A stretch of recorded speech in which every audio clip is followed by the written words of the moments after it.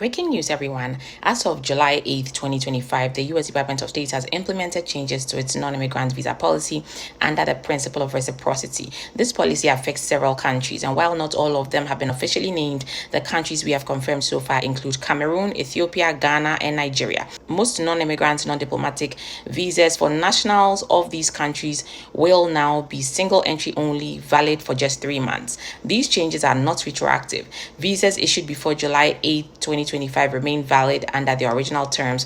All newly issued visas such as B1, B2 visitor visas, F student visas, H1B non-immigrant worker visa, and similar categories will now be valid for only 3 months and allow only one entry into the US. If your visa is issued on or after July 8th, 2025, you may use it once to enter the US. If you leave, you'll need to apply for a new visa, even if your I-94 had time remaining. Remember that a visa is simply your entry ticket into the US. When you arrive at a US airport or port of entry, a CBP officer decides whether you are admitted into the US and for how long, based on the I-94 that is issued to you. That I-94 record governs how long you can stay in the US, sometimes even beyond your visa's expiration. These visa restrictions reflect the US reciprocity policy, which adjusts visa terms based on how other countries treat US citizens. If a country gives Americans short-term single-entry visas, the US may apply the same standard in return. But in Ghana's case, US citizens can receive either single-entry or multiple-entry visas, some valid for up to 5 years. So if this were strictly about reciprocity, the US could have matched Ghana's more generous options.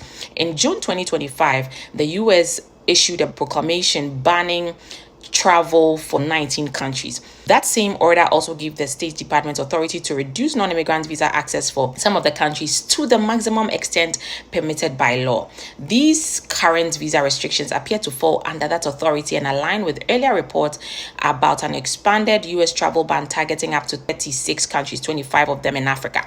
This possible expansion was first reported by the Washington Post. Now, that clause in the June proclamation and US Embassy's Nigeria's update helps explain why these new visa limits were imposed. They are being used as a diplomatic tool to pressure countries into greater cooperation on 1, issuing secure travel documents, for example, to persons who are actually their nationals, and issuing biometric passports; 2, managing visa overstays; and 3, sharing security and criminal history information. These restrictions are not final. Countries that don't meet these expectations may face further visa downgrades, and visa terms could also be improved based on compliance or future diplomatic progress. So while the visa restrictions are tough, many see this as the lesser of two evils compared to a full US travel ban. In this moment, we'll take a limited visa over no visa at all. I hope this helps. Follow us for more. AK Poku.